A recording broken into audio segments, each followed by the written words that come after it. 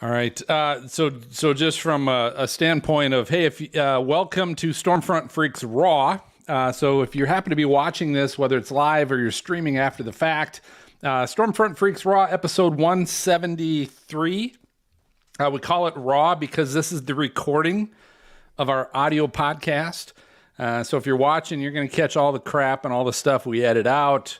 Sometimes we tell you to put the earmuffs on the kiddos. You never know. We got Gabe Cox and Max Olson on tonight, so I hear they can, rough it up a little bit. So we're excited for that, but there might be a lot of censorship. Who knows, right? Who knows? But if you're watching, you're going to get it all. So that's the fun part. So welcome. We're going to get started here shortly, but you can always go to stormfrontfreaks.com and find the edited audio podcasts of all our shows. All kinds of other great stuff as well. So, and we have probably everybody. No, Phil, I have a question for you before we get into the group chat. Yeah. I got to put a new poll up. Any ideas? You're dancing again? Let me get my dollar bills. Good one. Yeah, I got to think. Anybody? Any of you guys have an idea for what the best storm chasing war cry? The best storm chasing war cry. Oh yeah, you could do quote best most famous storm chasing quote. You'd have to maybe do some research for that. Oh, there you go, Greg. Just favorite. Thank you, Dina. That's a 5, buddy. What? I'm paying up big. What about favorite Twister quote? That would work, wouldn't it? There you go. Sure. Oh, that's a perfect. Good one. Perfect. That works. Cool. Yeah. Yep. And great job on the website, Greg. Thanks. Yes, awesome. Absolutely. Yep. Looks good, and appreciate that. All right. Hey, can you guys hear me? Yeah, we hear you, Brady. We see your forehead. We only see your forehead, but yeah. You can adjust your camera. Oh man. Oh God. Wow. Get that cat shit out of here. What are you talking about? It's ugly Christmas sweater. Come on, guys. What are we doing? That's probably the only time I'll appreciate a cat is on an ugly Christmas sweater. Hey, Mary, thank Dina, by the way. Thanks for the golf balls. That is I didn't mean to not have it wrapped. So I'm like, I'm gonna be honest, I loved it. I literally started cracking up as soon as I got it. Were we supposed to open all our gifts, Secret Santas, together? Well, there were no rules. I know. There was no rules. We didn't do it last time, so. I have another Secret Santa from somebody from work, but now I'm not sure if it's from one of you guys or from work. So I mean, like, hey, look what I got. We never sent that to you. Oh, shoot. We were supposed to wait, weren't we? No, I didn't know, but there was no way to wrap that. You're supposed to wait for what? Like, I didn't know if I we just were going to opened get it. together and No, you just open open. it. No, who said that? I didn't hear those rules. Could be fun. It's a free for all. Have fun. Okay. Open it when you're sitting back. Like, screw it. The drink. But it was perfect for Brady. It was an unbelievable gift. So basically what she got me was golf balls with pictures of cats on them. Can I do it or what? Do I know Brady? I mean, I'm gonna need the link to that, Dina. Please, so I can order some for myself. Brady, you're missing when I ultimately run out. Still. Yeah, I'm getting it fixed in March. So hopefully by our storm chase trip, we'll see. Wow, you gonna wait till You'll March? have all your teeth by the time we're out. I don't know. That's the goal. Golf clap. It's your summer teeth. Yeah. All right. Well, we'll get started. I know Garrett wasn't going to make it. Dan might come on, but he can jump on when he jumps on. So here's what we'll do. I'm going to do the teaser. Record the teaser here first. All right. Everybody ready? You don't have to be ready. You just have to listen because I'm the only one that talks on this one. So, coming in, 3, 2. Hey, Storm Freaks, it's Phil, and we conclude our tropical storm training series with part 3. Filmmakers and storm chasers Gabe Cox and Max Olson join us tonight to share their best practices for documenting a hurricane. And what's a show without some hashtag weather fools? We've got all this and more on episode 173 of the Stormfront Freaks podcast. All right. I feel like we need to. I feel like we should Send clap me a after postcard. Drop me. Sorry. Is it time for that already? You feel no? Sorry. Yeah. Sorry. Good night, everybody. All right, so here's what we're gonna do. The first segment here, we'll do our opening. We're gonna thank some Patreon members. MJ got the scroll now too. I got it. Okay. I see Josh is on. Sweet. I see that. Then we're gonna introduce our co-hosts, and then I've got Maz, before you introduce Gabe and Max, I've got a little trailer I'm going to show everybody. Oh, cool. Whoa.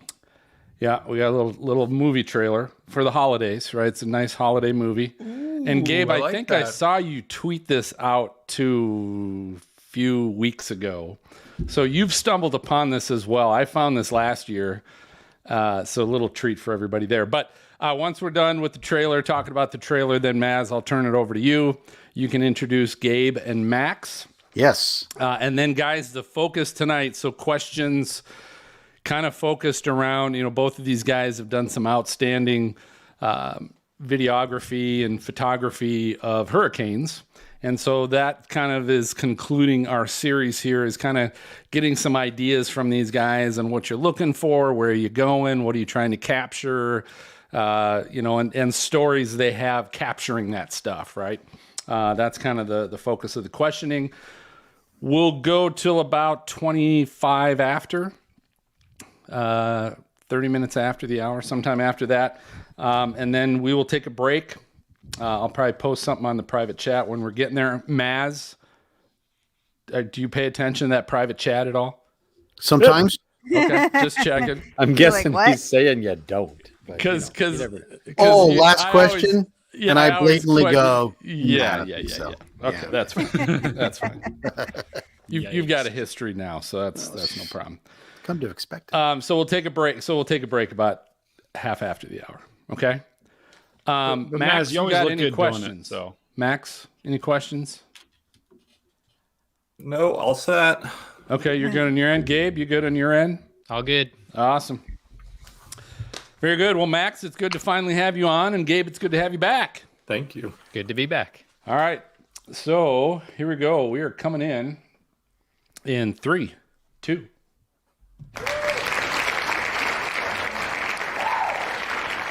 Hey, welcome to the most entertaining weather podcast. This is the award-winning Stormfront Freaks podcast, and it's brought to you by Drive Weather app.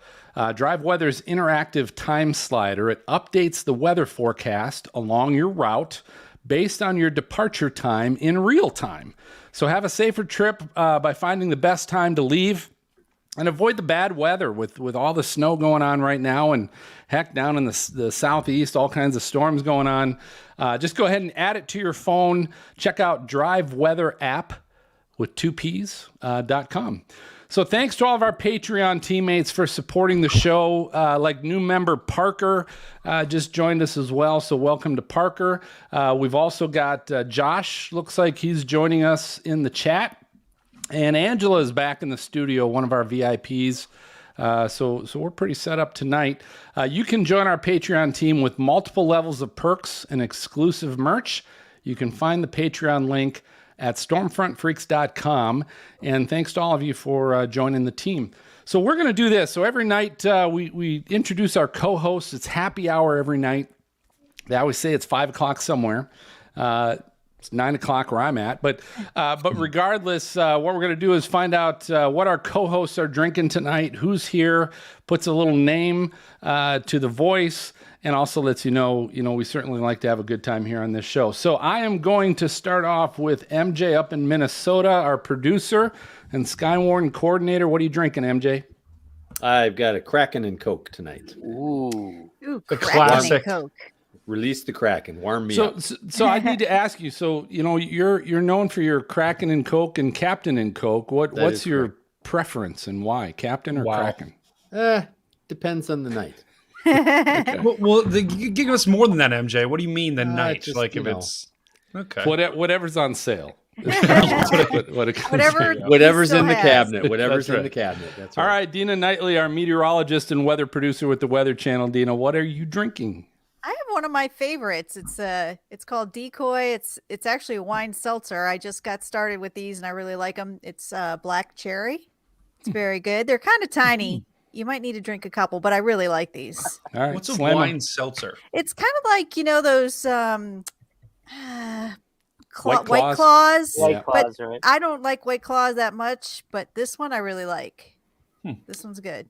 All right, Mark Maz Massaro, our former on-camera meteorologist. You're down in Cincinnati, Maz. What are you drinking this time? And, here's the thing. muted. We would love to know what you're drinking. We see it. We just can't hear it.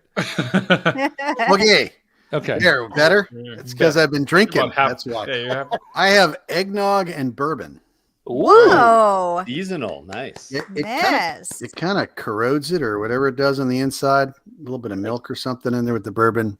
But Curdles it's it? good. Is it getting kind of curdled? Is that what It you're does, a saying? little bit. You got to keep shaking You it. gotta keep mixing it. Now, is there Maybe actual butter. eggs? Is there actual eggs in eggnog? I've always wanted to know that. Not Is at it- the store. Not at the store. But No. normally, yeah. And if you've had That's homemade eggnog before, oh my gosh. That's disgusting. Yeah, it's amazing. Yeah. Yeah. It's good. though. Josh on the chat says he's got some homemade apple pie moonshine. Oh, Ooh. I'm gonna need All that right, recipe. so Gosh. Brady Harris, our atmospheric science graduate with his ugly cat Christmas sweater on. But what are you drinking? So you know what? I'm drinking some Lablat Blue tonight. Light. What? I thought I, just mix it up tonight. Why not? And Greg, I hear this is popular Canadian beer. So You want honor to of correct him, Canada. Greg? How it's pronounced? It's Labatt, not Lablat. I'm not so sure because I get pretty lablasted when I drink this. So All right, then we got Greg Johnson, our storm chaser and photographer. He's up in Vancouver Island right now. Yeah, sweet you know spot. what? Are you I'm drinking? channeling my MJ on this one. I've actually cleaned out all those like bottles that are kind of slightly a little bit left at the bottom of the bottle, and I've made a concoction here, and Nice. it's horrible. Nice. It's really bad. I may not be able to actually finish it. The Oh show? my gosh, serious? Yeah, it's got some peach snaps, some Jägermeister. what? boy. I know. It's I mean, You It's might like have to NyQuil. leave during the middle of this to, no, that's like motor fluid. I mean, that's All right, well, tell you what, guys, I teased you a little bit earlier here that I had a little something extra here before we get to our guests, because they're going to like this too. So we're recording. This is kind of actually our last recording before Christmas, before the holiday. And this actually will get released right over Christmas. But as kind of a homage to the Christmas holiday and the fact that we are a storm weather podcast, I wanted to share with you guys a little trailer of a movie that you may or may not be familiar with. I think this is going to become a Christmas classic, if it isn't already. But you can find this on YouTube, but you can also find it Tubi, Tubi. It's an app you can get on your phone. You can get it on your Roku and Apple TVs, but this is all free. So you can actually watch this movie with your family, but it's called Christmas Twister. And I'm going to play the trailer for you guys just so you can get excited at how festive this movie is. I cannot wait. And, I know. and I see also Christmas lights. how epic this movie is. So I'm going to play this for you. Is that Greg's van? Uh-oh. So obviously storm's goodness. coming. Let's go. They're in a diner. And this is a family, right? Because it's a good like Hallmark special.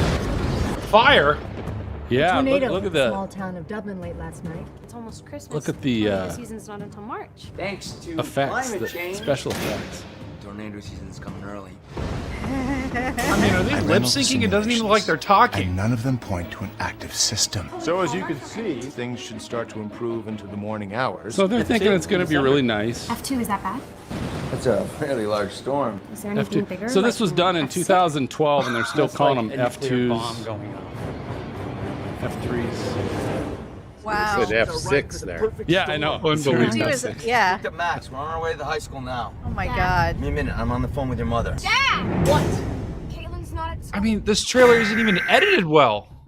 No, it's really a bad trailer. It's hard to get excited about this movie watching this trailer. I'm not agreeing with you. I want to see this movie. Wow. You gotta get out of there. I'm still looking for the whole Christmas theme. Yeah. Well, the storm is named the Grinch. So yeah. That's true. That's true. Doesn't That was take an one of those guys F6 from 24. Jack Bauer's buddy. Whoa. Oh, that kid, he was flying in the tornado. Yeah, that guy. F6 Twister. F6. There you Oh Also- go. my God. Wow. Are we Yeah. watching that for our next I think so. next You make fun of it episode? the whole I time. don't know. We might have to. So quick before you get to the intros, Maz, but I saw Gabe Cox, one of our guests, tweeted this, I think, a few weeks back. Is that correct? Yes, that is And- correct. And did you watch it? I haven't seen it yet. Was this movie really made in 2012? It was. Yep. You can How has hardly it taken tell. us all 10 years to hear about this? I don't know. It's maybe they just released it. It could have that been they might just say released it. something. It was made in 20. I don't know. I couldn't tell you. It probably the first time we're hearing about it is because it's now free. You can find it free on all these apps and everything else. But anyway, Merry Christmas, little Christmas gift for all of you. Maz, I'm going to turn it over to you. Let's get to our guests. Awesome. Hey, we've got Gabe Cox. First of all, he's the co-founder of Tornado Trackers, storm chasing team dedicated to filming nature's wildest moments cinematically. Their footage has been used in a variety of TV and film media, including the Netflix original series Earthstorm. Awesome. Gabe has also worked closely with state agencies to provide hurricane training videos for emergency management. We also have Max Olson, storm chaser, videographer, capturing stories via traditional methods, as well as remote camera probes that he turns into short form documentary style videos. His work has been featured on the Weather Channel, Discovery Channel, Nat Geo, PBS, and Netflix. Welcome, guys. I'm going to start with Gabe first. So when you're out with a tracking a big old hurricane, are you thinking, well, let's see, I need to have another training video, so this goes well with that, or does the cart come before the horse, or how does that all work with you? I'd sometimes have a shot list that I go into a storm with, but really when the wind starts blowing, that all goes out the window, metaphorically, sometimes physically. And it's just reactionary. So yeah, I'd like to think I have a plan, but it's really just responding to the situation. When you're in it, are you just like, oh, I need a black and white filter? This would be just awesome, black and white. Right here. How about Max? Yep. What about you? Are you looking for something specific, or tell me about your scenario. What's happening with you? I'm usually not looking for anything specific, but I mean, I am trying to like remove myself from the situation a bit and think about like, okay, what shots do I need? What shots have we not gotten? And it's difficult to do when there's so much going on around you to like take a step back and be like, okay, we've already got shots of this. We need to go do this safely because maybe, we've been shooting the same thing for a while. You have to kind of compartmentalize what it is you've already shot and what other things, you might want to go film. You only have a certain amount of time. What's Max? What's the thing that you find yourself shooting a lot going, oh, geez, I've got a ton of that footage. I need to get something else. Well, what the problem is, a lot of times you'll start filming, gusts as they start coming in like the outer eye wall, and you'll get kind of, fixated on shooting like a certain tree or a certain like sign that's blowing, or maybe like a gas station that's coming apart. And you get all this footage and you think, oh, I got a lot of good stuff already. But then like the real stuff starts happening, and you have to remember that you're actually probably not going to be using a lot of that previous footage. At the time, it was the most exciting thing that had happened. But now you have to reshoot a bunch of stuff, reshoot those same trees, reshoot those same things that are now actually like blowing like crazy because you're in the inner eye wall. So making sure you don't skip out on something because you think you already got a shot of it. Gabe, what about listen, shooting at night, like a lot of times, I mean, the bane of the hurricane chaser's existence is the nighttime landfall. Yeah. How do you make that interesting? What techniques do you use, et cetera, et cetera? Yeah, I mean, it feels like the majority of hurricanes happen at night. It may or may not be true. I'd have to look at a climatological data, but one of the things that I have done is looking for shooting around hospitals or buildings that will have backup generators, and those will provide a light source naturally. Usually there's a lot of chasers out when they have light bars on their vehicles, so people will be lighting up the night around you anyway. But I always like to keep, you can get a mag light or something that they're pretty powerful now. These LED lights they have, and you can light up a gas station awning with them.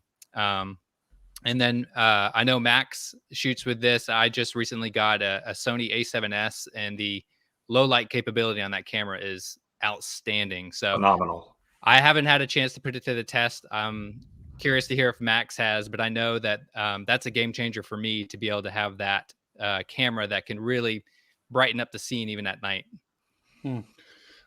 A question Max? I've always kind of wondered is someone like when you're in it and you're shooting and you're in, and you've done your research, you're in your spot. What are the signs, for me, I've never chased a hurricane, right? What are the signs that you're like, hey, I'm in danger. I need to leave. I need to reposition, right?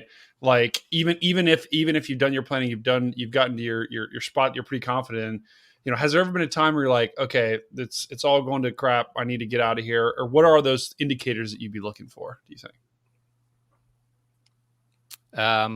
Well, I fell into a hole once that was covered by storm surge. That was a good sign to find a new location. Yeah. Did you fall in it or did you drive in it? I was in ankle deep storm surge, and I wanted to get one last shot before it started coming in too much. And so I left the car and I was walking out to the beach, which I thought was just solid ground between me and the beach. And there happened to be some ditch there, and it was just a straight drop off. But I went from ankle deep water to over my head in an instant. No signs that was going to be around me. So the important I'm sure your camera went underwater too, right? Did the camera survive? Yeah. So phenomenally, I was shooting on the Panasonic GH5. It went fully underwater. The lens was a fishbowl when I was done, so I switched out the lens. I was able to film the hurricane, and then the following spring, I was able to film a tornado outbreak in that April with the same camera. And then at the end of that trip, the salt got to it and it stopped working. But I got an additional 6 months out of it after it went fully underwater. That's do you amazing. ever hear in your head, turn around, don't drown? So guys, my God, I would love it if that was on camera, Gabe. That would be so funny. Well, good news is it was. And there's a GIF of it. There's a GIF of it floating around out there. Okay. Nice. Floating. Nice. So guys, when you get this video and you're trying, I guess what I've never really done is if I take great video and I want to sell it to some media company like Netflix or somebody, I mean, how do you even start that? How do you take that video and get it even shown to sell it? I would say personally, for me, a lot of interest comes from just my YouTube videos. I get a lot of emails from producers or whoever's, going out scouting for footage. Just like, hey, I went on YouTube and typed in Hurricane Ida and saw your video and we want to use some of it. I mean, it's truly as simple as that. I do have a video broker, Brett Adair, who you had on a few episodes back. He brokers my video, but that's more kind of like breaking news type stuff. So that's going to be day of, few days after, CBS, NBC, all the major news networks. That's primarily where he focuses. Occasionally he will get a request for video for something, but I'd say probably 80% have just come from people seeing my YouTube videos and reaching out that way. I don't do any, I don't go out of my way to find those, but if they come to me, then that's great. Because it seems like video brokers are something, at least in my experience, kind of new. Yeah, relatively. I mean, there's some like Doug Kiesling. I know he's been doing it for at least 20 years or so. Really? Yeah, Brett Adair has been around since 2013 and LSM. So I mean, a little while, but with storm chasing becoming, as big as it is, at least it seems like on a social media presence, there's a lot more people posting stuff, and a lot more people asking for footage and people giving it away for free and all this stuff. Now people are really starting to realize, you can make some money. And you'll see a lot of people posting comments on someone who may not be as aware, like, hey, no, don't give this away for free. This has value. Hey, can we go back for a second, just back to the prep part? Do you guys physically like write down a list of like shots so that you don't forget them, or do you have them in an app or something, or is it just all stored up in here? Yeah, it's a mental checklist. After being in so many storms, you start to know what you're looking for.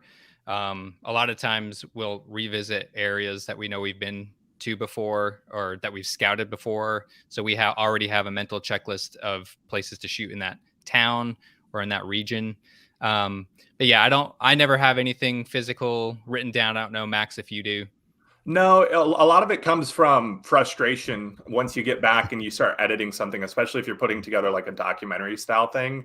And a lot of what I screwed up the first few times was not filming enough of like the actual preparation, like us. Maybe I fly in somewhere, filming video, being at the airport or being on the airplane, picking up a rental car, driving, packing luggage into the car, taking it out, where we're going. Because you're talking about that, you're narrating that, and then if you don't have the footage to back it up, then that's really awkward, and you have to either shorten that up a lot or you just have to throw something random in there. So frustration of not having that sort of video has gotten me to the point where I just like know exactly like whenever we're doing this, I need to set up a camera somewhere or make sure something's filming while we're driving down here. So yeah, and that's a good point, because the other thing too is that coincides with production companies who want to license footage. They want the full story. So if you have the full story, they're going to use you. And to Max's point, just film everything. And that's also my biggest regret, getting in the editing room and realizing like, oh man, I didn't start filming until the hurricane started. And there's a lot of story leading up to the hurricane, the town prepping, also people boarding up. That's all part of the story that people want to tell.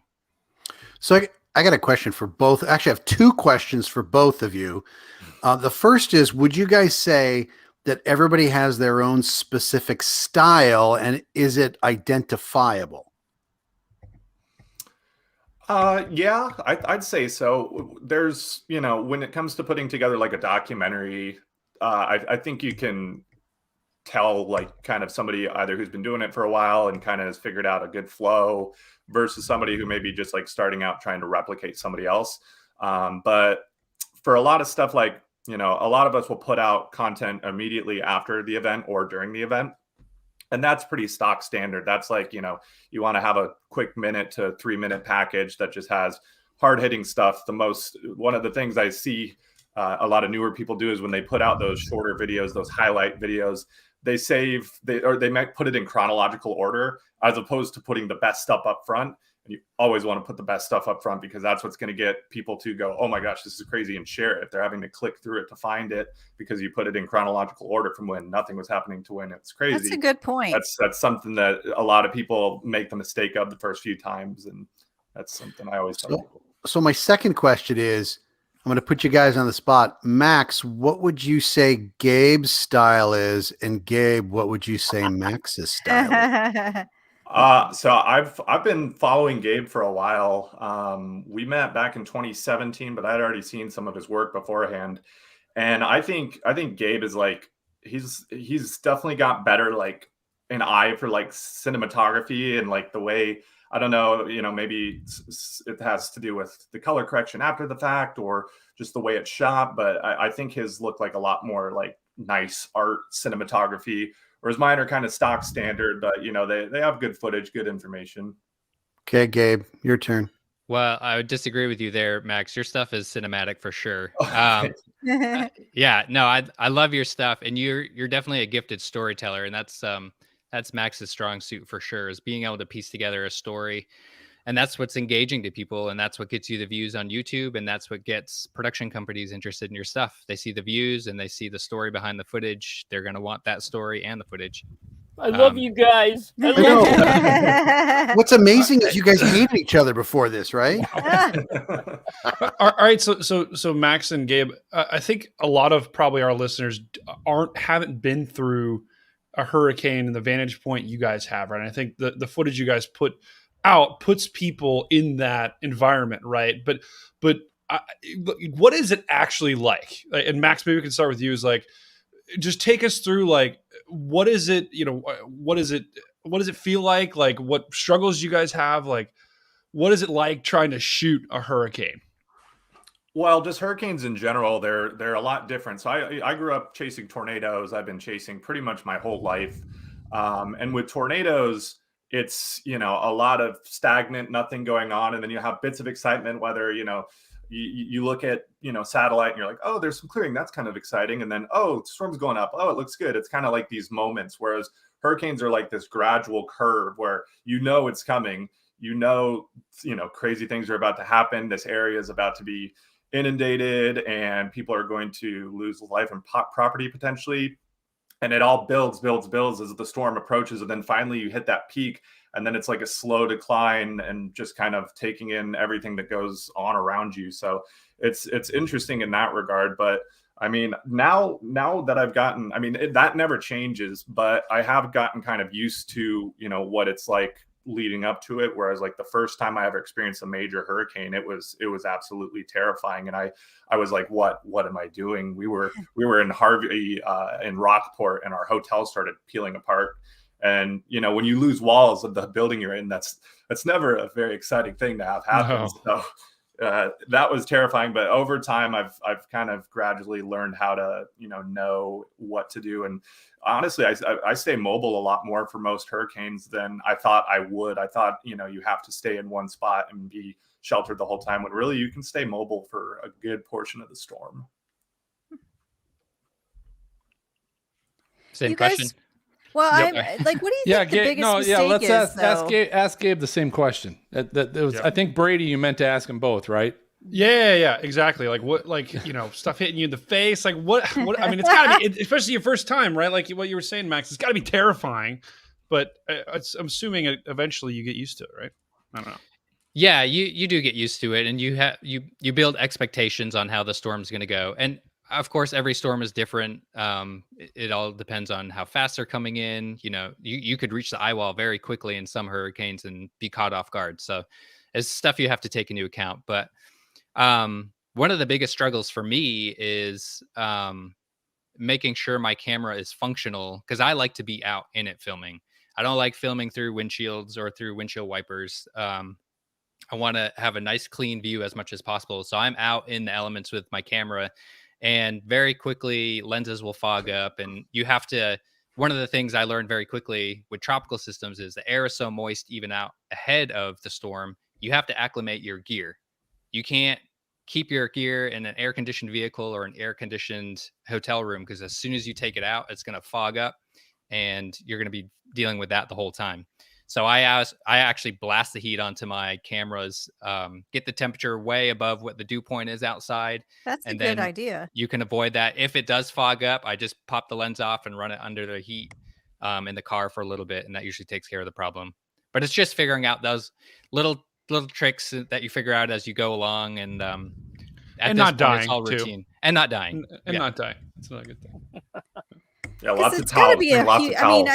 Got to be a huge difference with tornadoes and hurricanes. I mean, hurricanes are so much more long lasting in that, but even the way you approach a hurricane or where you want to set up with respect to the direction or the eye, it's one thing to come up on a tornado in a certain direction, but I mean, are you guys getting in like the right front quadrant of a hurricane? I'm trying to. You're like, cool, let's do this. Yeah, I mean, it's a marathon as opposed to a tornado is a sprint. And the other thing you have to do when you're preparing is packing enough food for potentially being trapped. So you have to plan on, I always plan an extra 4 days on top of what I think I'm going to be there for, just in case I'm there, because you're in the middle of a natural disaster that's, hundreds of miles wide. The whole storm is hundreds of miles wide. And so you don't know if you're going to get trapped there, and you're going to need food and water for several days before the road gets cleared out. I've never had that happen. I hope I don't have it happen, but I've heard stories of that happening to other storm chasers. So it's a lot more intimidating than a tornado chase. Tornadoes are their own animal, but hurricanes, it's a long duration event. You have to pace yourself.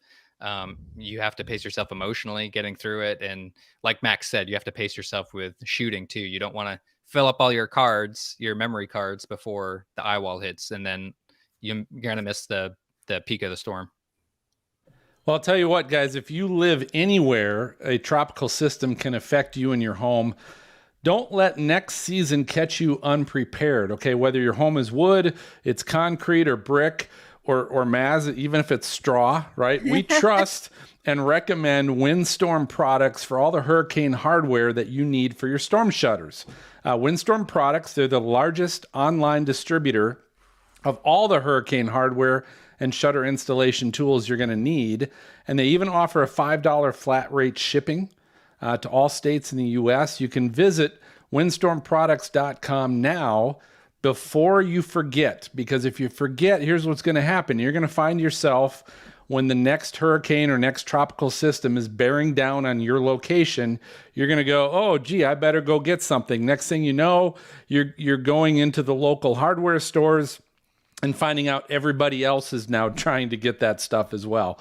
So act now, go to windstormproducts.com. It's your one-stop hurricane hardware shop. And of course, they're the official supplier of the Stormfront Freaks podcast. So, hey, it's time for a break. Go ahead and grab a drink, and we'll be right back with more hurricane filming tips.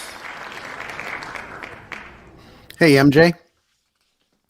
Can I, if I hit present, can I share a picture that only you can see? Yikes. No. Oh, kind of. Okay. Maz, why can't you show all of us? What kind of picture? Come on, Maz. What's going on? It just dawned here? on me. I mean, I was sitting here going, I can't say it yet. Is this a Storm Chaser or porn segment contribution? No. Okay. All right. Do I hit present? Is that what I do, MJ? Yeah, I don't know. Does everybody see that in the bottom then, or just Hold on, me? I'll text Kim. Just and see you. if Kim Just can help us out. Just you and I. Yeah. Yep. No one else sees it. I know it's really small. But This ought to be interesting. Maz is behind. Just kidding. It probably is. He's mooning. What's up, Looks like he's Dan? frozen again. Hey, Dan Wallace. Dan, you awake? Yeah. It seems like he's dead. Are you? Did you just feeling wake up? better, There it Dan is. Wallace? Are you feeling better? I'm feeling better, yeah. Oh, you were sick? Yeah. He was, yeah. Thanks for checking on me. So, MJ, you got a screen grab of that? I see it. The only way he can What did you want me to do with actually it? see it is to Well, because I'm make going it- to ask a question either coming out or at some point in time. All right, so just keep it as is, and then he can Got pull it up I'll when you leave get it to there, your and question. when you say it, I'll be able to bring it. Just leave it like this? Yep. Yes, leave it like that. So don't go back to like this or anything. No, you can go No, back you to can us. now. You're good now. You can. Okay. You're fine. But Send it to my beeper, and then from there I could, the beeper. Say beeper? Hey, Yeah. Gabe and Max, you guys are doing awesome. Yeah. So during our breaks, we love to have our VIPs ask some questions too, because they always come up with some great ones. And sometimes they don't, and that's fine too. But I was going to say you're overselling it. okay, maybe. So Dan, I'll start with you if you got a question for these guys.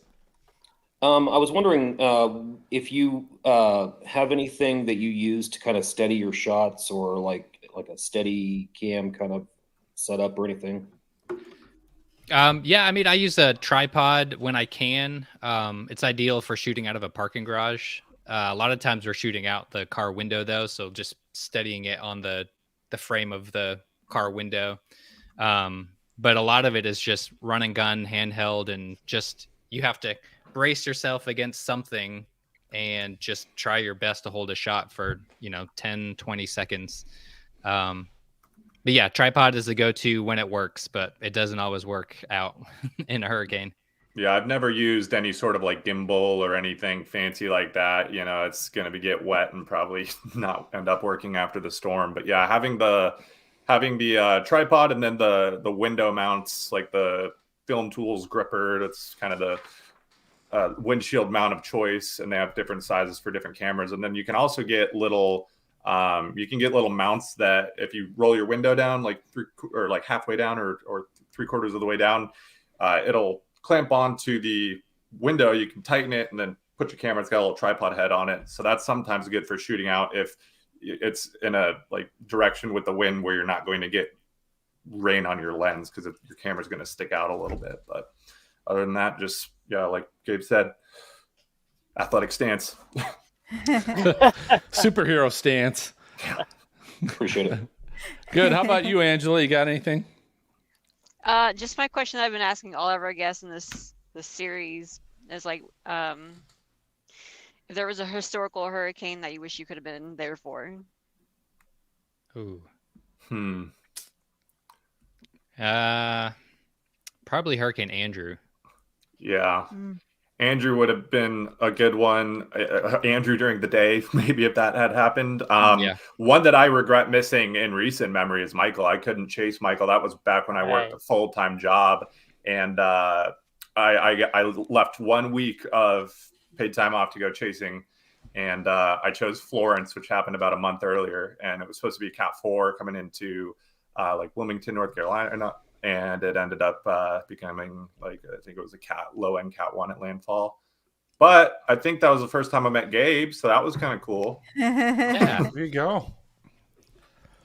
Well, cool. All right, so here's what we'll do. We'll come back out of break with some questions, maybe go another 10 to 15 minutes worth of questions, and then we will hear that sound, Maz, and that means it's time for the lightning round, Maz. So what are you saying? Yep, nothing at all. Just kind of filling you in. I know you're new to this, so I just wait. Did he do something last show where he messed it up? No, no. It's just always funny that because I'm usually chatting in the private chat to say, okay, hey, after this question, we're going to go to break. Okay. And then the question's done, and I hit the thunder, and Maz jumps in with a question. Possibly stepped on. Tell us your life story. So when we hear that, it's time for our lightning round. So we're going to play a little game show between Gabe and Max, and then we'll go to our second break. You guys have any questions? Max, Gabe, anything? You good? Oh, sounds good. All right, you're doing awesome. This is fun. All right, so here we go. We are coming in 3, 2. Whoops. That's not the sound effect. Wow. Are we sure it isn't the Blat? I'm pretty sure it's the Blat. Way to go, Maz. Old Smoky Moonshine. All right. Try that again. Coming in 3, 2. All right. Hey, welcome back to the show. We got Max Olson and Gabe Cox here tonight, and we're talking a little bit about basically documenting a hurricane. And my question for you guys is this. I want to know, and I'm going to start, Max, first with you, and then when you're done, Gabe, jump in. I want to know kind of what's been the best image you feel you've gotten out of a hurricane, and what did you learn from that? Did you learn anything like, okay, now I'm always trying to go for that image, or was it a fluke? Max, what about you? Yeah, I guess best being a relative term, as in most dramatic or most, influential or something like that. It would probably be this last hurricane, Hurricane Ian. As you mentioned at the introduction, a few years ago, I developed these storm surge probes, and they're just little boxes. In fact, I could even grab one. They're little unmanned probes. They're boxes with cameras and battery packs in them. And I got the inspiration from Mark Sudduth, who's been placing those for years, but he kind of more is going for the live stream thing. I messaged him one day and was like, do you mind if I do something similar? But it's mostly for just putting, a lot of times you're chasing a hurricane and you've got a shot and you're looking at it and you're like, man, I really wish I could just leave a camera here and go somewhere else. And then there's other times where you have an area that's just too dangerous and you're like, I would love to stay here and film, but I genuinely fear for my life. A lot of times that's with storm surge. So this last hurricane, Hurricane Ian, was the third year we've been deploying these probes, and 2020, limited success. A lot of nighttime landfalls, didn't get much. Last year with Hurricane Ida, got some kind of cool footage south of Golden Meadow, Louisiana, on the levees. And it showed the storm surge coming up right to the top of the levees, and there's like waves crashing over and debris crashing over, but it receded and never really crested over the levees.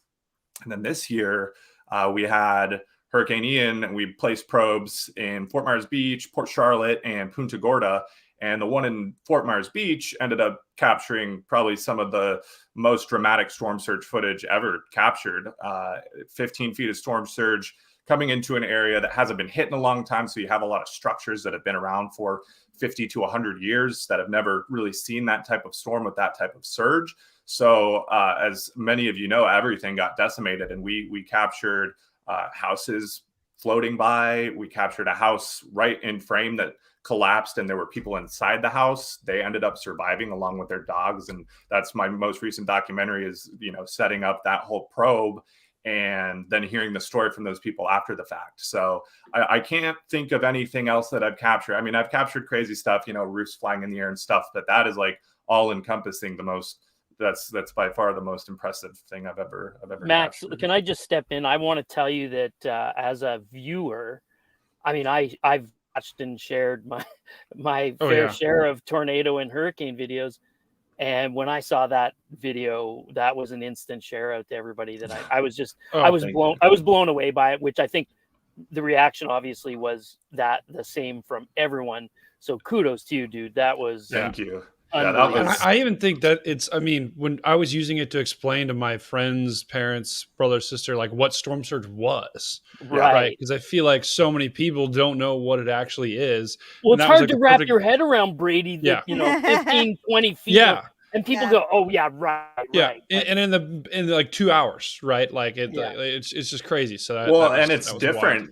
Wild. It's interesting because, if you look at Mark Sudduth's video from Hurricane Michael, it's like it's 5 minutes and it's from nothing to 6 feet of water. Whereas this one, it was much more gradual, and you can see somebody thinking, oh, it's just coming in a little bit, it's not going to be that bad. And that's kind of what the people who stayed in the house thought. I think Brett Adair's video of that too was crazy when he floated away, Phil? Yeah, and he had to jump in someone's house and all. Oh, it was crazy. Oh wow. So Gabe, same question to you then. What's been some of what you feel the best hurricane footage you've caught, and what led up to that, and have you learned anything? Yeah. Like Max said, best being a relative term. Definitely the shot that I would say that displays the power of a hurricane the most was shot during Hurricane Michael. And that was actually my first major hurricane. And after postseason analysis, it was a Category 5. And so it was jumping in the deep end for me. I was so nervous the day leading up to it. The forecast updates kept ramping up, and the night leading up to landfall, the pressure was dropping in the hurricane. The winds were increasing, and there was no lid on it. So I was terrified that morning. And I had set up in a parking garage with my chase partner, Jeff Mangum, and our good friend, Aaron Rigsby. And we were overlooking this block, and we knew that we were going to miss the eye of the storm, but knowing that it was, at the time, we thought it was a Category 4. It was actually a Category 5. We didn't want to mess with it. We didn't want to drive around in that. So we stuck in the parking garage, and it just so happened that parking garage and the condo that was next to it created a wind tunnel where we were. And so the air was squeezing between the parking garage and this condo, creating a wind tunnel. And so the block that we were watching was actually experiencing Category 3 or 4 force winds, whereas the area just outside of that was maybe Category 1 or 2. So it was a really interesting situation. It was not at all intentional on our end, but it was just this air squeezing, and it was focusing its energy on this one house that we were filming. And growing up as a weather nut, I watched every hurricane documentary there was, and there was this one shot. There was a hurricane in Hawaii, and I forget the name of it. You guys have probably seen the shot of the roof getting ripped off this house. And just as a kid, I could not wrap my head around the power that it would take to do that. And I wanted to experience that personally, not to see someone's house get ruined, but to just experience what Mother Nature can do. And that's exactly what happened on this block that we were watching. We saw the corner of the roof start to lift, and we all focused our cameras, and we kept on that house. And it took several gusts. You could see it ripping up a little more and a little more. And then finally it lifted and the wind got underneath and the whole roof flew off like a kite, came crashing down. But the hurricane was so loud around us, we didn't even hear. There was so much ambient noise. You couldn't even hear this entire roof go slamming down on the neighbor's house. Wow. Pieces of the house were getting ripped off after that. Saw like the walls getting ripped up. A neighbor's roof got ripped up also. Window frames getting ripped off the house. Really a really surreal moment for me. And it was kind of a reality check for me, because going into it thinking like dream shot from like a little kid perspective to realizing like, oh man, this is someone's house. Actually it kind of shook me up a little bit watching that. And I know Max had a similar experience with his shot that he filmed. Luckily his was an amazing survivor story. And the house that we filmed, nobody was in it. So we realized that. We checked in and no one was there. But yeah, that was my shot. I think that was Hurricane Michael. And that was actually the one that went viral on YouTube and allowed me and the Tornado Trackers team to start pursuing this as a job. That's got to be one of the most viewed storm chase videos ever. I don't know many other videos that have like 67 million views that are storm chase videos. It's crazy. Wow. Well, and that brings a question. I'm guessing with you guys being on Netflix and, Weather Channel, I'm sure people are starting to recognize you. And, I didn't get a chance to grab a whole lot of pictures, but I'm guessing, Gabe, you get questioned a lot, when people see you. I loved you in Caddyshack. I thought you did a great job. They asked for your autograph. Wow. Kenny Loggins. That's a new one, actually. That's new. Has anybody ever said, wait a second. Okay, blow that up. I can see it. Wow. Yeah. I've never had. It kind of does look like you. Oh Yeah. my God. So before we move on, how about a number? All right. Just a little song. A little footloose. Yeah, a little footloose, something. Is that a movie? No, you don't want that. All right. Thanks for being a good sport. Good. So Max, you talked about this a little bit, but I'm curious how much both of you are going into any kind of, as far as your filming, trying to get the personal stories involved in that now as well. So Max, you talked about that a little bit, and I'll come to you after Gabe. But Gabe, have you entertained that idea as far as getting some personal stories involved, and what goes? And I'll ask you this too, Max. But what goes into basically asking somebody, hey, would you be willing? And do they need to sign their life away? What goes into that process? Gabe, I'll start with you. Yeah, I've done it a few times. It's tough. I actually have a really hard time filming damage. I feel really uncomfortable doing it, and I know it's an important part of the story, and it needs to be filmed. And the few times that I have filmed damage, that's what I have to remind myself is this is a necessary thing. But it's a strange feeling to stand over someone's ruined house and watch them pick through the pieces of their lives and just hold a camera up in front of them. It's a hard thing to do, but I would say Max does this really, really well. And he has documented some really important stories. And actually it's inspired me that the last story he got was the shot he just talked about with the storm surge. It's a really powerful story. And it actually was very inspiring for me as a filmmaker to remind myself like, hey, this is an important part of the story to tell. Obviously the weather part is what fascinates me the most, being a weather nut, but the aftermath is just as important for public to know that, hey, this is the reality of these storms and you need to pay attention to the warnings. So Max, for you, what made you decide that, hey, I want to make sure I'm documenting this and let our listeners know, hey, if you're going to consider this, what are the things that you need to make sure you do? Yeah, so I mean, you definitely want to be tasteful about things. Similarly, I feel uncomfortable shooting damage. It's rare that I shoot fresh damage. especially like tornado chasing. If you come up on something that's just happened, I'm usually never going to take out the camera unless there's something that absolutely, needs to be shot for whatever reason.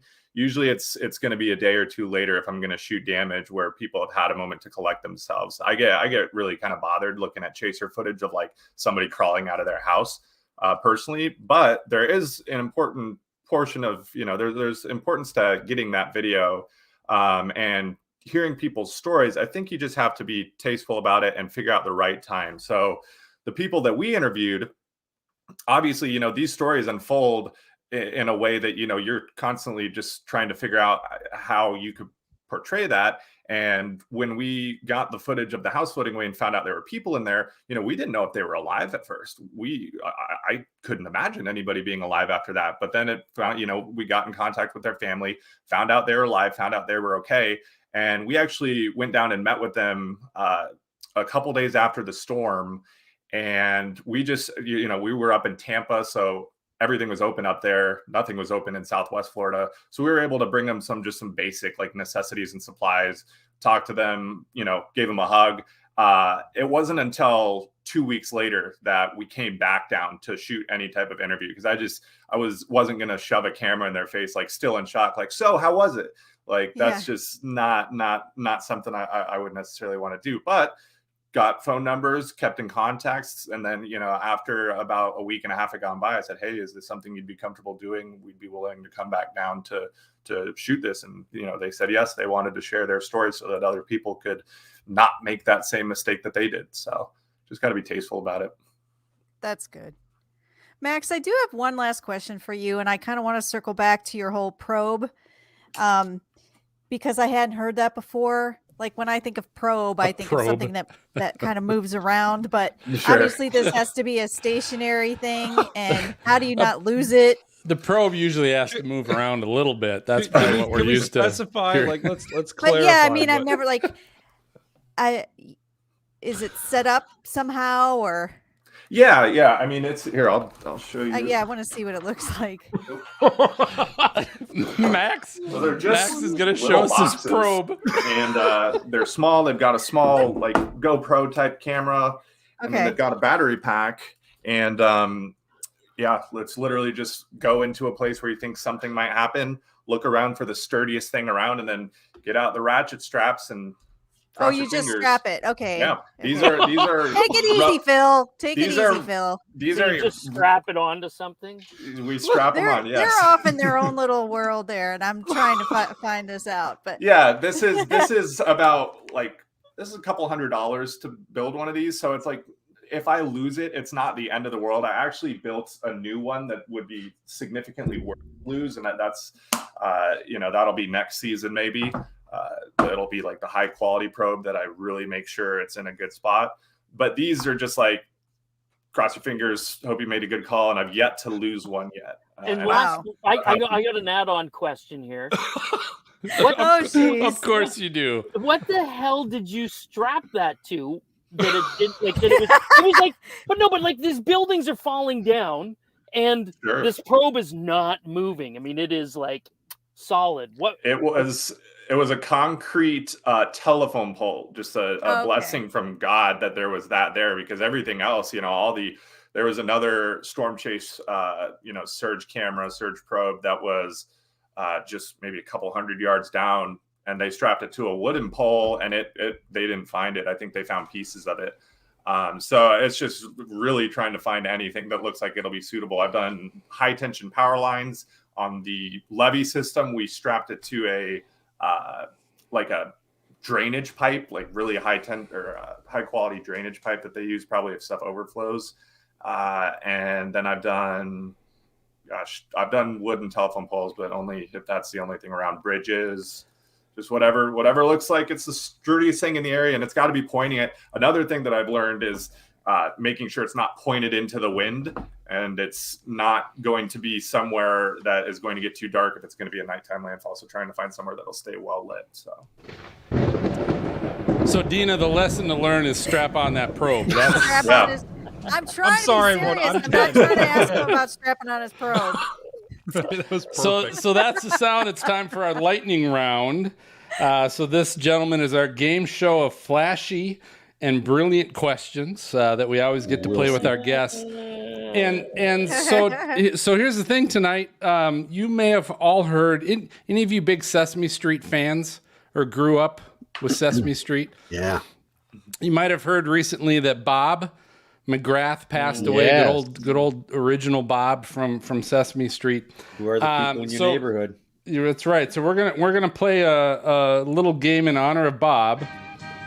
Hey, you ready to play a little game? Okay, good. Here we go. 3 of these kids belong together. 3 of these kids are kind of the same. But one of these kids is doing his own thing. Now it's time to play our game. This was on TV. That's a little divisive. So here's what we're gonna do. We're gonna play a little game called Which of These Hurricane Kids Does Not Belong? And so I'm going to give you the name of 4 hurricanes. 3 of them are actual names of hurricanes from 2020, 2021, or 2022. Oh, okay. Okay. But the 4th one is not the name of a hurricane over those, or not the name of a tropical storm. I should just say tropical storm, not hurricane, because not all of those were hurricanes. But one of them was not. Okay. And to celebrate the holidays, that 4th name that does not belong is actually the name of a character of a beloved holiday TV show or movie. Wow, this is complex. Where does Elmo come in? Complex. It sounds like it should be easy. Little bit. So it's just you're getting 4 names. One of them doesn't belong, and the one that doesn't belong just happens to be a character of a holiday movie or TV show. And we have to. Do we have to pick the month that it was made? Nope. Okay, I was just checking. Nope. So here's what I'm going to do. I'll start with Max. Start with him, and then next group I'll go to Gabe, and we always let the freaks kind of chime in. They can give you their thoughts if you want, but you guys, the key is to basically come up with the one that doesn't belong. Does that make sense? What generation is this? I think they're gonna nail it. Well, the TV shows and movies are beloved classics. That's what I'll tell you. Okay. So here's the first one. Max, I'll start with you. Okay. Here are the 4 tropical storm names: Laura, Lisa, Larry, and Lumpy. Which of those does not belong? I don't quite remember Lumpy, but you didn't chase Lumpy? Oh, that would have been a meme. That is correct. Now here, I'll give you extra points, Max, if you can guess the holiday classic that name belonged to. I don't know Lumpy. I might be too young for that. Isn't he one of the Smurfs? No. No, Maz. What is it, Maz? Scrooged. No. Scrooged. What? No. What? Yeah, he was called Lumpy. Was he? Yes. Okay. Well, Lumpy was also in the Star Wars Holiday Special. Oh my gosh! If you're familiar with that one as well, but that's all right. Nobody's familiar with that. I didn't even know that was a thing. Special. Beloved special. All right, Gabe, your turn. We have Henry or Henri, Hannah, Hans, or Hermine. Hans. Yep. Oh, Very I know good. this one. Now, can you name the beloved holiday classic that is from? Hans. Is that also the Star Wars Christmas? No, that is not. Oh my God. What do you guys Go, think? Dina. Die Hard. Die Hard. Die Hard. Oh. How is that a Christmas? Like, I don't know, but it's Final like Jeopardy. I mean, it's at Christmas, but they No, said but that everyone was, says I heard it the is, other and I day just that was don't the get it. number 1 Christmas movie. Yes. Hans Gruber. Yeah. No, I know, but why is it a Christmas classic? I mean, like, I get that everyone thinks it is. Bruce Willis. It takes place at Christmas. Christmas in LA. party. Yeah. Okay. All right, Max, we're back to you. Here we go. Bonnie, Bumble, Bill, or Bertha? Bumble. Yeah. Very good. All right, name the holiday classic Bumble is from. Bumble. I had doing good at the first part, not good at the second part. I have no clue. All right, anybody? Bumble? That's a dating app that I use. No, it's one of those animated. Rudolph. That's Rudolph. He's the abominable snowman. Yeah. Bumble. Bumble sucks. Yeah. All right, where are we at here? Gabe, back to you. We have Martin, Mindy, Marco, or Margot. Ooh. Why is Gabe getting all the hard ones? Yeah, come on, that guys. one's impossible. Say what were the Martin, Mindy, Marco, or Margot? Margot? Yeah. Yeah, that doesn't sound real. Yeah. Margot. Yeah, Very Margot. good. There was a Now, name Mindy? the holiday classic Margot's from. Margot. That's what I can't remember. Up in North Dakota, right? Margot? Margot? Yeah, sure. Oh. Margot. Christmas Vacation. She was the neighbor. wow. Remember the Yes. Todd and Todd Margot? and Margot. That's a good one. Okay, Todd. That's an obscure Okay, reference. Margot. All right, here we go. Back to you, Max. We have Farkas, Fiona, Faye, or Fred. Farkas.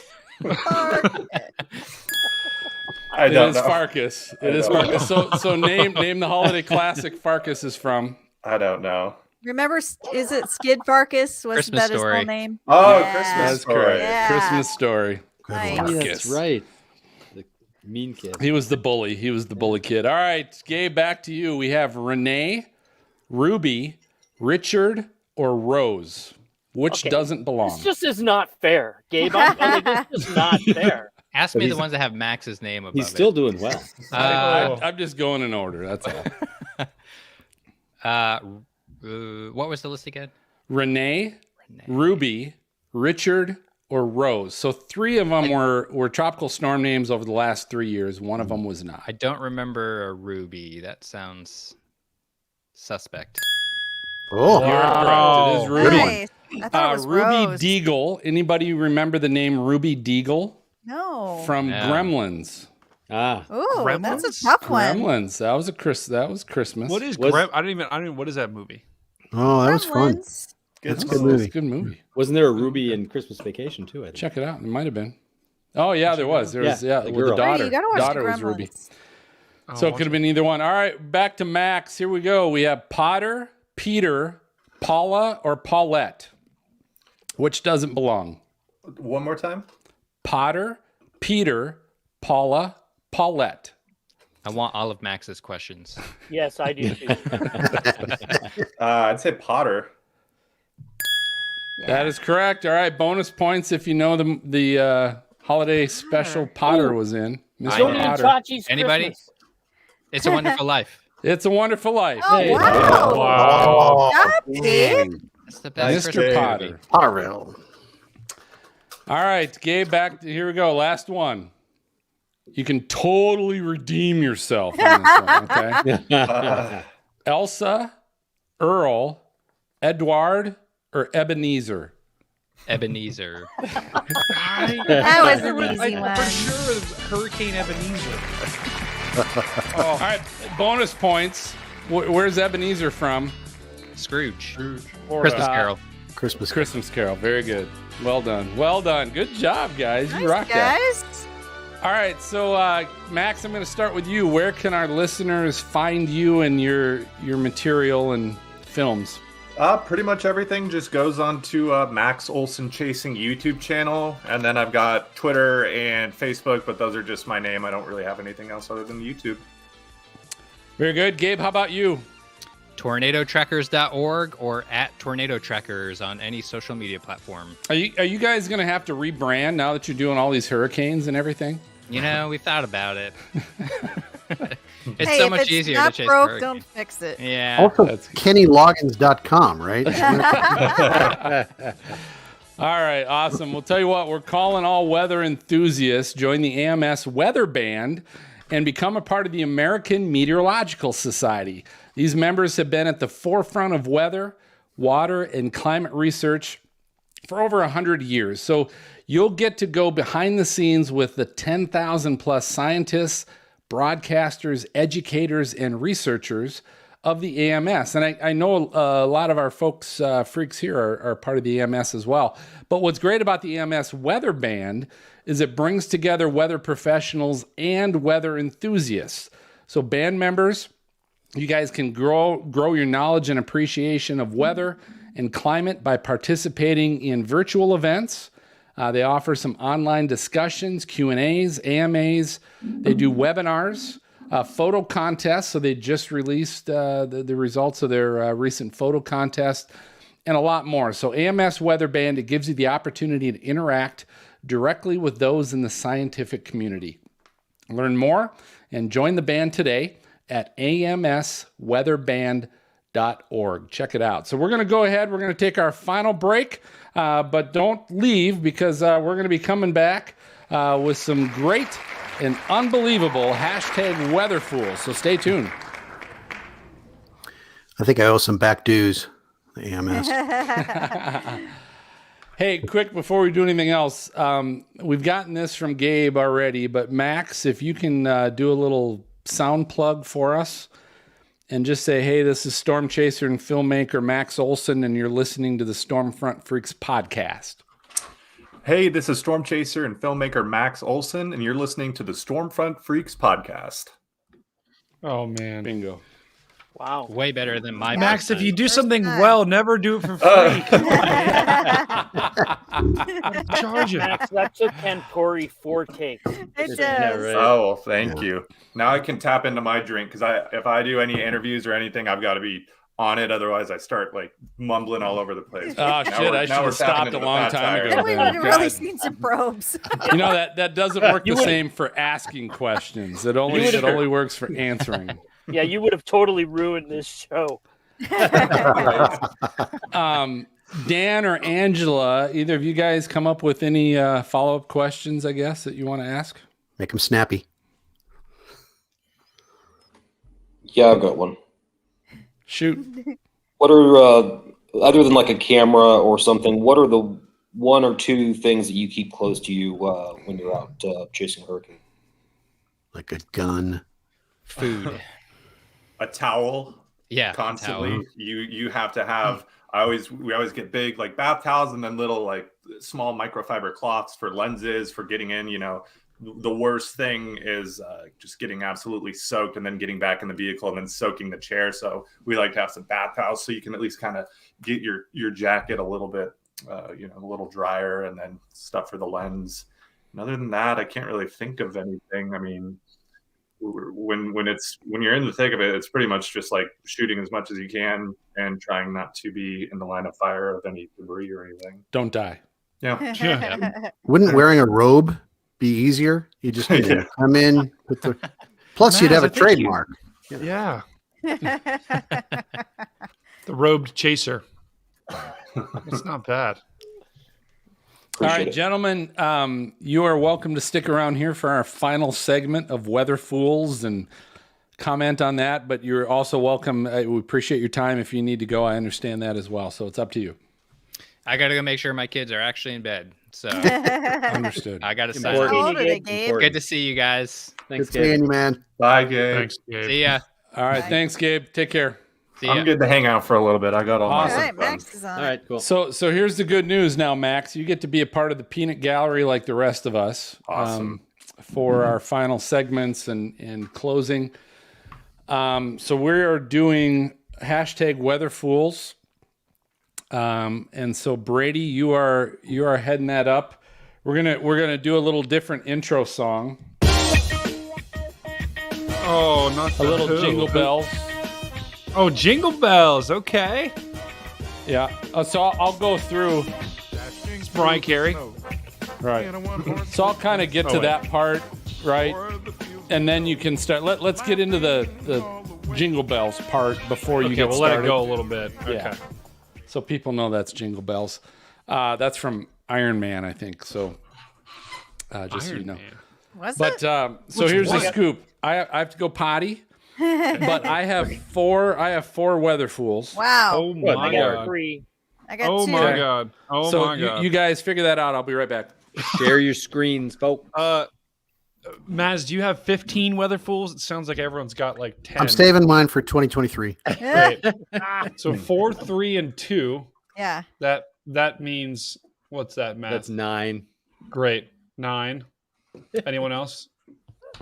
But you did calculus. How's math like addition hard? That's what a calculator was for. You know, I mean, we don't do math anymore, Matt. Come on. Hey, MJ, Yes, sir. if I just let me know. I don't know if I've got my audio shared.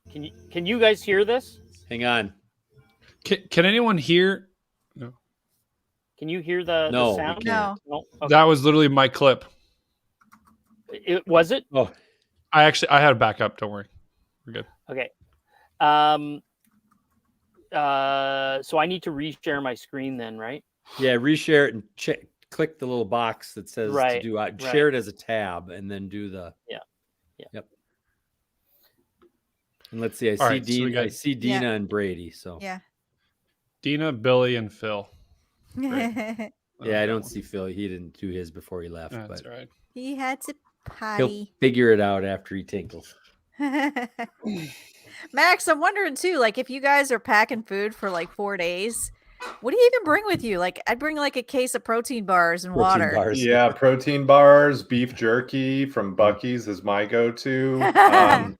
Sometimes, depending on like if I drive in, I'll bring a cooler and put some sandwiches and stuff in there. And then always for like last case scenario, we get canned food. I can't tell you how often I get to the end of a hurricane season. I've just got like 15 canned like SpaghettiOs and raviolis and stuff because you rarely tap into them. It happens maybe you might go through one, but you also want to have them just in case you get stuck somewhere for a while. So it's always like, okay, I gotta either throw these out or have a smorgasbord of SpaghettiOs. I thought you were going to say spam, and I was about to be like, spam, oh, please, no. But it's a good thing that stuff never goes bad. See, so that's a warning sign to me. It's meat. It can never go bad. Max, where were you during Ian? We were north. We were I think it was a town called Inglewood.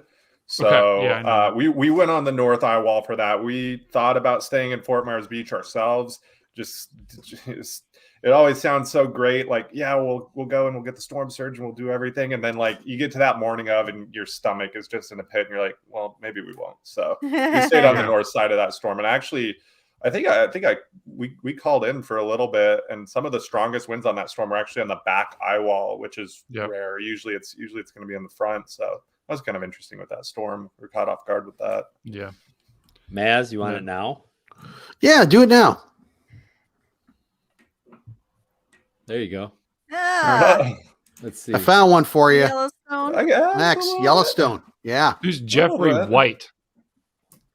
Yeah, I can see it. I can see Yellowstone. Yep. Oh yeah, definitely. Max, you need a cowboy hat though. I know. I wish I had one. Well, if you got like a safari hat with the baseball cap on the far right, you Yeah, kind of got that going on. So It was He's Sorry, not Max, quite I as wasn't redhead fast enough ginger as earlier. I am. I've got the full red head. He's a little darker. Hey, I see Alec is on watching us. Alec, Yes. it looks like you have a question. Oh, got the Maybe he's hand. just waving. Do you have a question, Alec? He could be like, hey. He might be waving or hey, heads up. Yo, what's going on? High five. So, High five. hey, That's Alec, good to have you on. Glad you made it. Hey guys. Hey, so we got our weather fools figured out, Brady. Oh, we got it figured out. All right, We got episode like 173. Show notes at stormfrontfreaks.com. All right, MJ Freak Fan Box, got something? I got two. Okay. And then close. Does everybody have their closing script? Yes. Hey, MJ, one more quick question. If I've got a tab shared, how do I share the second tab? You'd have to go back and stop and then reshare the second tab. Best is if you have multiples, just share your whole screen. Except he wanted the audio, so he was sharing the tab. You can still do that, sharing your whole screen. Okay, let me do that then. Oh, you can. Okay. Yep. Thanks, Phil. Yeah, I realize that too. I can't share my whole screen because of my loop back system I've got, and it makes a funny echo. But if I just share a tab, like I did with the trailer, then the audio works. But for you guys, because you don't have the same loop back system and mixer and everything I have, it'll work that way. Alec grew up watching Sesame Street too. Yeah. Sweet. And listen, all you freaks, you should be receiving your Stormfront Freaks Christmas gifts next week. Thanks, Phil. Well, thank you, Greg, Phil. yours will probably show up in 3 months. Yeah, that's right. And it cost me $50 just to make sure it gets to you in 3 months. What is it with shipping to Canada? I when I tried to It ship, it just sucks. didn't. It's just gone. So, just so you know, my current address is 201 MKP, and that's my license plate. Okay, well, it's too late because I already sent it to your neighbor. So fantastic. But at least this one I sent to your neighbor. Hey, did you ever get the other one I sent you to your previous house? I will get it next week when I'm back in town. You'll like that. That was a special treat just for you. You'll like that one. All right, I'm looking forward to it. You're welcome. Is it a strap on of some kind? Probe. Not quite, but it's in that neighborhood. I'll just tell you that. The amount of like references during that whole month was Max is appalled. unbelievable. I've been waiting. By the way, play that back in a future show. By the way, MJ, I think we have a show title. Yeah, I was just thinking that's a show title. The problem is for these we don't have show titles. That's the problem. These ones, it's the series we're in. We use the series title as the show. Probe. A lot of them used. All right, so everybody's got their closing script. Dina, you ready? Greg, I'm Brady ready. has What time yet is it? MJ. All right. What? Well, when we get to the closing script, you're ready with your part. Okay. Ready with your part. And I think, honestly, I think that's worked really well. So you guys are great with that. And you can ad lib, like the script I give you. Don't feel like it's got to be word for word. It's just generally. All right, Catman. All right. So Brady, we're going to come back to you, right? But remember, we're going to wait till he starts singing Jingle Bells before you get started. Okay. Everybody ready to roll? Ready. All right. We are coming back in 3. Doesn't like that term, but we're still looking on it. We're looking for videos, pictures of someone that did something not so smart, and it deals with the weather. I understand we have some overachievers tonight, so we have quite a number of weather fools. People have been very naughty. Phil, who is your weather fool? Whoa, starting off with me. Okay, first one.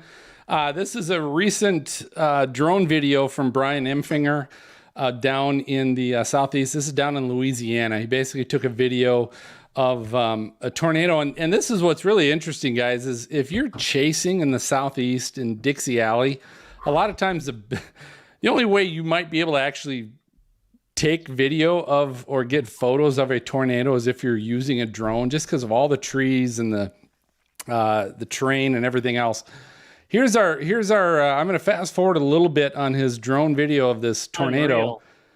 Unreal. And it's crazy, right? I mean, that's one of the best drone videos I've seen is from Brian. The amount of drone video he's gotten in the last year alone of tornadoes is just magnificent. I think he's lost a number of drones. Oh, I'm sure. Getting footage, not going down. But he makes plenty of money just on this footage that he's getting. But as we go through this footage, you're going to see it start catching the highway next to us, and you're going to see some headlights. And watch, that this person driving with the headlights can't see this tornado because of the trees. Oh, no. Look at how close they get to the tornado. Woo! I'll play that again. Although he does look like he's hauling ass. Well, it's time lapsed. That's crazy. But they just miss. He got lucky it dissipated too. If it didn't dissipate, it probably would have been a problem. Right. Wow. But they couldn't even see it, right? Because of the trees. It's just a road with a bunch of trees. So if we're being honest, though, that was probably a storm chaser. That's Brian chasing after his drone. Right. I'm getting that back. Trying back. to make it a more exciting feed. All right, next one. We're down in Houston where they have some flooding, and this is a highway in Houston that's kind of got some water to it. And one of the things that our listeners will have heard in this particular episode is one of our storm chaser safety tips. We were actually talking about driving on wet roads and hydroplaning. Right. And this is a video basically on a highway, an interstate in Texas that's has definitely a lot of water. This is a huge hydroplaning issue right here. And cars They're are just easily zooming going through 60, it. Lord. 60 Oh, or yeah. 70 miles an hour for sure. I You just can wish see their somebody had their wheels window catch. open. That would have been funnier.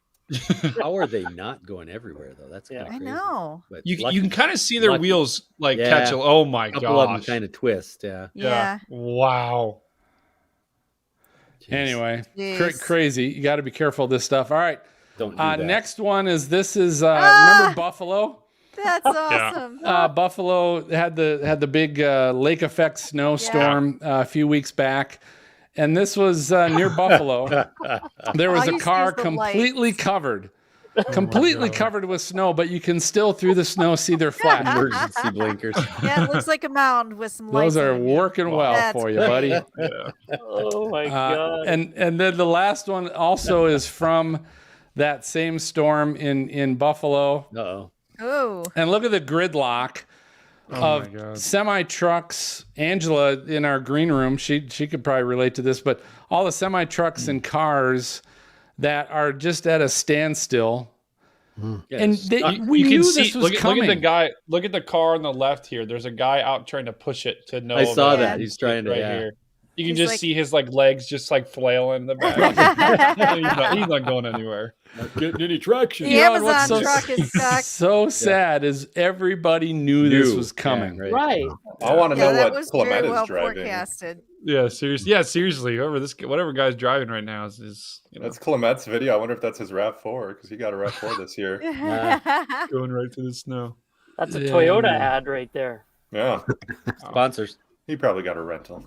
All right. So anyway, so that's those are my weather fools. Well, Phil, that was pretty great. I'm going to go next just because I got one. I'm sticking on the snow theme here. So this was from Colin Higgins, who I have no idea who that is. But I think this is from BBC Weather. And this is what not to do, if you're in an apartment complex and it snows, right? So he's just skiing down a staircase. Skiing down a staircase. Wow. Is How what's does he going not go on. through that door or window or whatever that is at the bottom. At the bottom, but he takes the I don't turn know. well. He makes the turn well. It looks by the marks. It looks like people have done it before. I just It looks can't wait till groomed. someone Yeah. someone Does groomed. almost. the door and then runs the door. But Yeah. Huh. That's crazy because I Wow. just feel like somebody's going to hit those bars or go through the window. Yeah. yeah. But all right, Dina, I understand you have some weather fools. Yes. So this one, I got to make fun of this girl only for the fact I've been there. But she's getting out of this truck and it's not even that snowy, but she's got on these like super high heels. Oh, I will good. say she's got some Oh flexibility. my! Ouch! And that's got to hurt. Those are That's cheerleader unnatural. splits. Oh, That's Yeah. that just unnatural. hurt. That One more hurts. time. In a One more skirt. time. Bam. In a skirt. Oh my In a goodness. skirt. God. And I will make Answer. fun of her only because I've been there.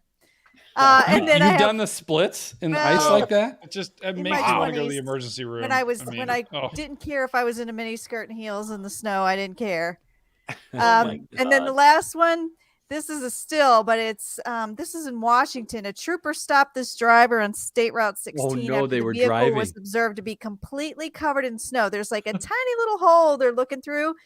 So the driver received a $553 ticket for negligent Wow. driving in Wow. the second degree. I'm like, come on, man.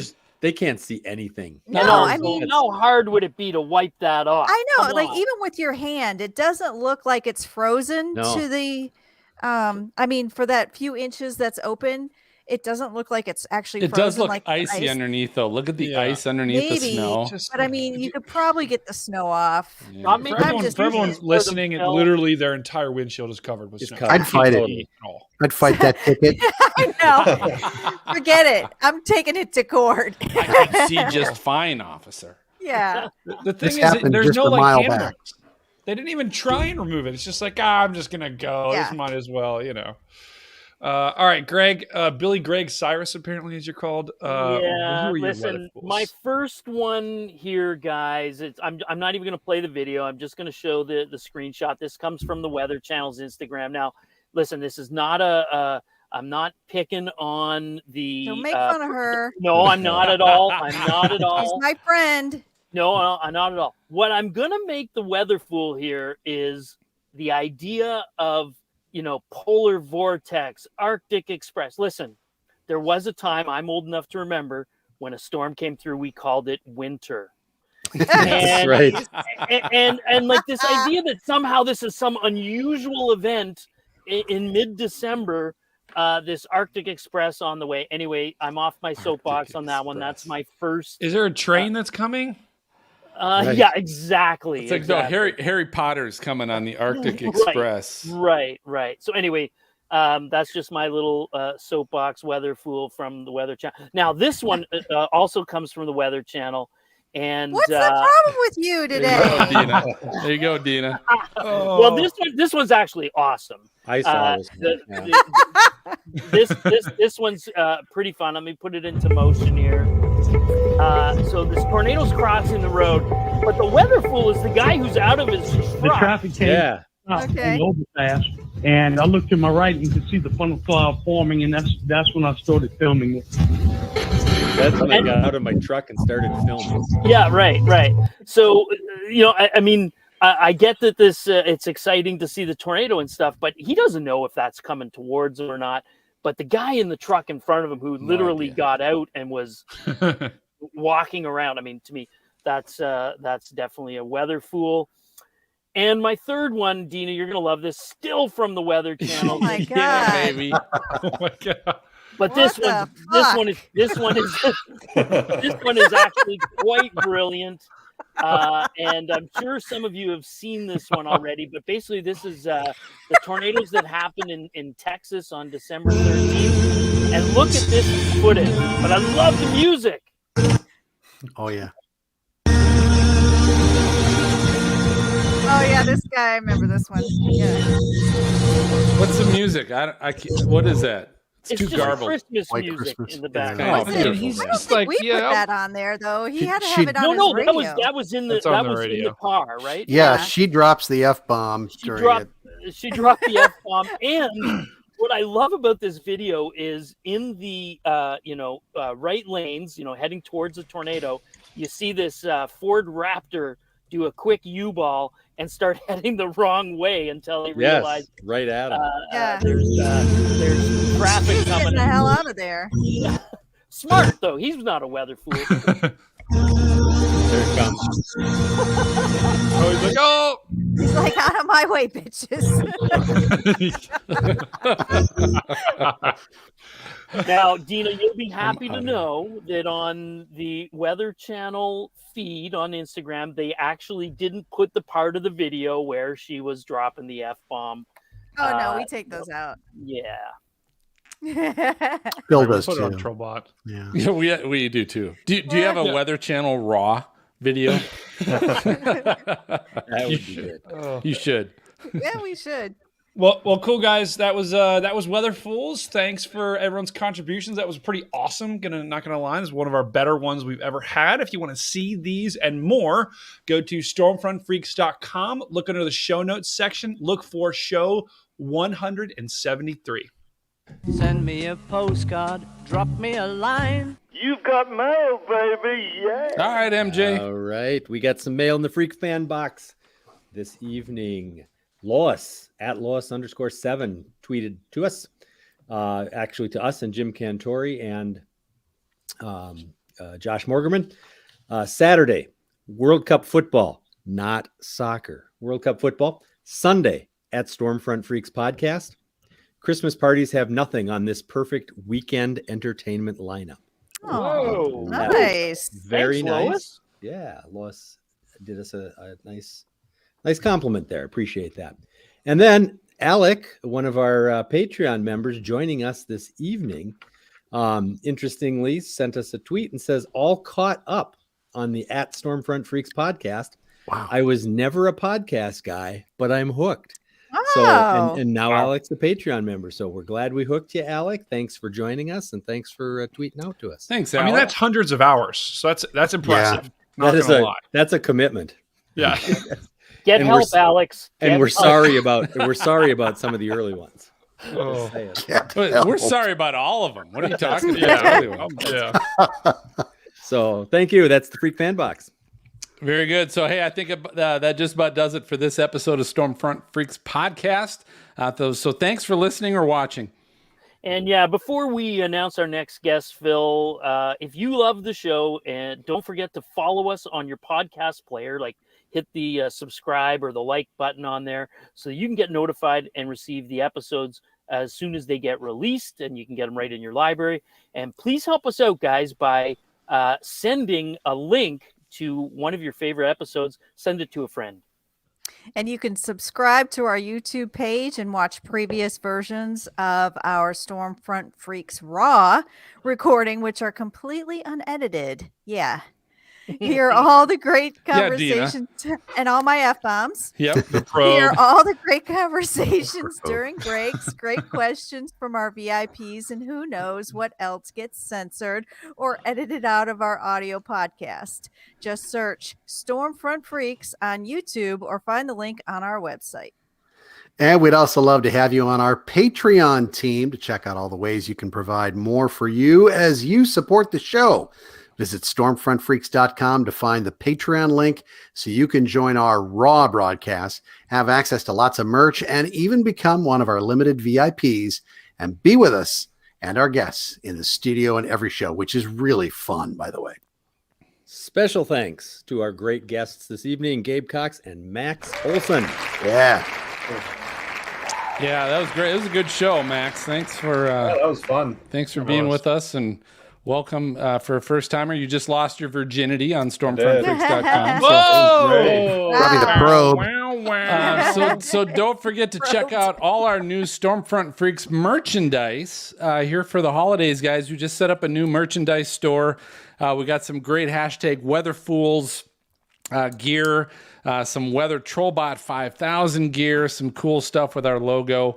You can find it along with everything else at stormfrontfreaks.com. So, Freaks, let's find out how our listeners can find you and your content. Maz, I'm going to actually start with you tonight. Awesome. You can find me on Twitter at moneystorm, the number 4 and the letter U. Make it Awesome. rain. Hey, ugly cat sweater guy, Brady, where can they find you? Yeah, it's not that ugly. It's kind of scary. It's a ugly. little He bit, looks right? like Yeah, he's kind of like crazy with blood coming out of his eyeballs. You know, that's lasers. That's lasers. Oh, See, it's he's lasers. lasering the people. Anyway, so you can find me at Columbus Weather with Brady on TikTok and at Instagram or on Instagram. Very good. Dina. You can find me on Twitter at LadyPilot70 or Instagram at DinaOSU. All right, Billy Greg Cyrus. You can find me on Twitter at Real Donald Trump. Or my other handle is at Tornado Greg on Instagram and Twitter. And if you're looking for web content and learning how to use your camera, you can find me at cameraeasy.ca. Awesome. All right, MJ. Twitter at Mark Stormpod, MARC. Cool. That everyone? Thank you. Yep. All right, guys. Well, next episode, we're back recording a bonus year-end episode live on December 29th. That's your guys' Christmas present, right? We're doing a bonus episode with friend and past guest of the show, Jeremy Bauer. He'll count down the top 10 episodes of the Stormfront Freaks Raw. Then we'll start the year off right on January 5th, recording for the first time with meteorologist and hurricane expert Philip Koltzbach. Patreon members, or Patron members, as I like to call it, can join our Raw video recording live, and the edited audio podcast will be available to everyone the following weekend. Very good. All right. So we're going to go for Maz and Brady and Greg and Dina and MJ and Max. And of course, we've got Dan and Angela in the studio. I'm going to go ahead and signal the all clear, and we will catch you all next time. So good night and Merry Christmas. Night. Well, thank you guys. That was fun. Hey, yeah, Phil, did you see I found a picture there for Max? Or were you in the bathroom? No, I saw that. I saw. Oh, did that. you? Okay. The guy from Yellowstone. Yellowstone, yeah. That was good. Jimmy. That was good. Jimmy. And honestly, Boy, Jimmy. Good show. Is That is a Max, great I show. gotta say again, that video is just Oh, it's crazy. Yeah, Crazy. I'm interested to see where it goes. I've already talked with the director at the NHC and some other crews that went out there from OU that were like mapping out the storm surge, because like that's kind of, I mean, that's pretty valuable to have a full start to finish day long thing that can, you know, they have models that predict these storm surges and how they're, you know, how much inundation there is, how quickly they're supposed to come in, and then having a direct reference point from start to finish of the entire day in Like daylight. you know what? That should be a television commercial for the 3 days ahead of every hurricane making landfall. Get out, and here's why. Yeah. Yeah. Hopefully it does a lot of good coming forward, because you know, like Mark Sudduth, who I got the inspiration from and kind of got his blessing to like do those. He even called after that and was like, dude, that's the shot. That's the shot everybody needs to see. So that was nice of him to do that. But, and yeah, listen, crazy. I hope you saved some lives and stuff, but let's be honest, I hope you made a few bucks on it. Yeah, definitely made a few dollars on it. A lot off of people, well, you know, in the long term of people stealing it and ripping it and re-uploading it and then that getting, you know, millions of views. It's interesting, but yeah, that was probably the most I've ever like made off of just Max, one single shot. Are you part of the Dan from Australia? Daniel Shaw. Daniel Shaw. Yes. Yeah, are you a part of the Global Storm Chaser? Yep. content for that? Daniel has done a lot of stuff for me. And he's, you know, there's like a conglomerate that Brandon Clement and him and a few others have worked on. And now they have actually like a company that's like going and has people constantly trying to take down stuff. And then the bigger, more problematic ones that get millions of views, they're taken to court. So it's starting to become a full process of how we deal with these things. Yeah, it's awesome. And, you know, I know we've had Daniel on here talking about it before, Phil, but he's making guys like Max a lot of money. You guys, well, we all should be thanking him for taking the initiative on that. Yeah, he's crazy. He's very tenacious.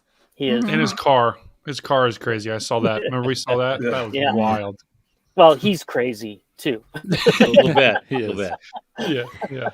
You know it's storm season when you see that RAV rolling down the Oh, road. yeah. We saw it at the same motel and we're like, oh. All I don't know if you guys have ever like had calls from him, because a few times where he's been, you know, trying to handle footage of mine that was stolen or is in a compilation or something.